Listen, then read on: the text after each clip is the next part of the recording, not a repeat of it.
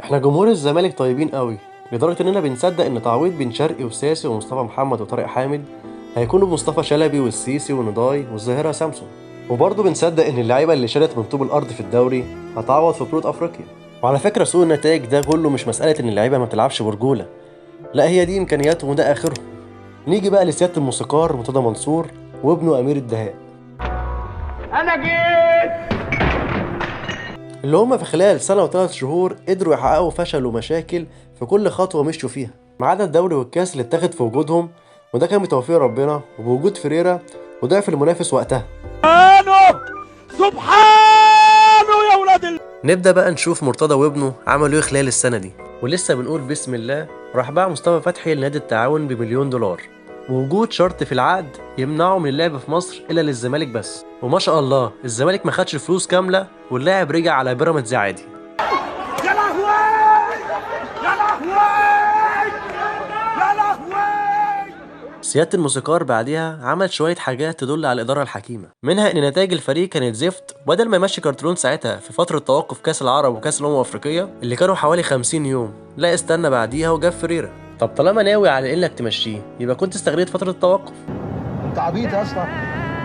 بعدها عمل حركة ما تشوفهاش في أي فرقة حتى لو درجة رابعة، وإن اللعيبة اللي كان عليها التجديد صدرها للجمهور بدل ما يكون التفاوض في الغرف المغلقة، لا لازم اللي ما يشتري يتفرج. وصدر بن شرقي وطارق حامد وابو جبل وحازم امام وعمر السعيد للجمهور، واللي طبيعي الجمهور هيختار النادي مش اللاعب بعيدا عن الكواليس. وطبعا مشيوا اللعيبه كلهم، مع انه كان قايل ان فور رجوع للمجلس تجديد بن شرقي هديه للجمهور، بس ما علينا، مش اول مره يبقى حنفي في كلمته. يا الله خير ان شاء الله. في صفقات الصيف اللي فات كان قدامه اكتر من لاعب تحت ايده عقودهم، اللي هم عبد الله السعيد ومهند لاشين، وليهم رغبه ان يجوا الزمالك ومعرفش يجيبهم لان اكيد ما كانش فيه سمسره واستفاده ساعتها. صح. انت نموذج حقير. صح. انا فعلا حقير فعلا انت مش انسان.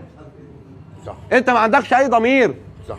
يا راجل ده انت رحت جبت 9 لاعبين مش دوليين غير دونجا وعمر جابر بس، ده غير زكريا الوردي اللي انت جبته وما لعبش ماتشين على بعض. وفي بدايه الموسم خسرت 3 بطولات، لوكشه واحده قدام الهلال، وواحده قدام الاهلي في السوبر المحلي وكاس مصر.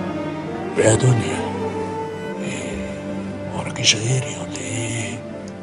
برضه راح باع نجم الفريق وافضل موهبه في مصر دلوقتي هو امام عاشور، واحنا اصلا فريق متلصم، بس قلنا ماشي طالما هيجيب لعيبه سوبر كويسه بفلوسه يبقى الاستفاده هتبقى جماعيه. هو كالعاده ولا جاب لعيبه سوبر ولا باعه بسعر يليق بامكانياته، وباعه باقل من 3 مليون دولار، اللي احنا كنا بنتريق ان مصطفى محمد اتباع ب 6 مليون دولار اعاره وبيع. بس طبعا السمسره في بيع امام كانت مهمه لتامين مستقبل العيله الكريمه. والله انت بتخليني دلوقتي لو معايا خنجرين اجيبهم كده وارشع واحده في قلبي وواحده في الانتقالات الشتويه بتاعت الشهر اللي فات يعتبر كنت مخلص مع مروان عطيه والكندوسي، بس فجاه لقينا الاهلي مسافر ومخلص مع الاثنين، واداك على قفاك. انا مش عايز اقول كلمه وحشه. احمص وانتوا عارفين ايه معناها. نيجي بقى للكبيره واللي برضه مش هتشوفها الا من سياده الموسيقار. الطبيعي ان اي رئيس نادي بيحامي على اللعيبه بتاعته، مش زي ما عمل مرتضى ويطلع فضيحه ان احمد فتوح وعبد الله جمعه بيشربوا حشيش، ومع ذلك تم تبرئتهم من رابطه المنشطات. الراجل ده اكيد مش سوي انه يفكر بالتفكير ده، ممكن نقول ان هو عايز يوقع النادي. وفعلا الزمالك بعد المشكله دي بدأ سلسله الهزيمه واوضه اللبس اتغربلت. يا اخي والله كرهتنا في حب الزمالك. في داهيه الحب، في 60,000 داهيه الحب.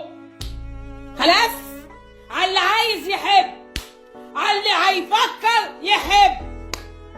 شوفوا مرتضى عمل كل المشاكل دي في سنه و3 شهور بس، ده غير مشاكل ألعاب الصالات وخناقاته اللي مدخل الزمالك فيها مع كل أفراد المجتمع من إعلام وأندية وسياسيين ورجالة وستات وأطفال رضع، فما بالك بقى بمشاكله طول السنين اللي فاتت من أول 2005. ولا هيبقى لك ذكرى، لا انت ولا عيالك ولا احفادك.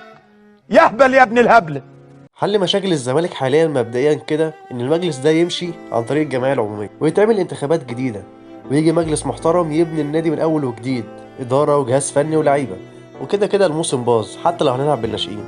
كالعادة يتميز مشاكل الزمالك إنها غير أي نادي، يعني أي نادي عنده مشكلة تلاقي مثلا اللعيبة واقعة بس المدرب كويس والإدارة مستقرة، او مثلا المدرب تعبان بس اللعيبه كويسه والاداره تمام. الا الزمالك لازم ياخد كل المشاكل فول اوبشن، لعيبه تعبانه على تخبط فني على اداره مجنونه، حاجه توديك الدرجه الرابعه دايركت.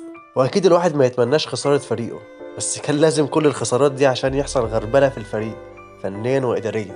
حسبي الله ونعم الوكيل، حسبي الله ونعم الوكيل.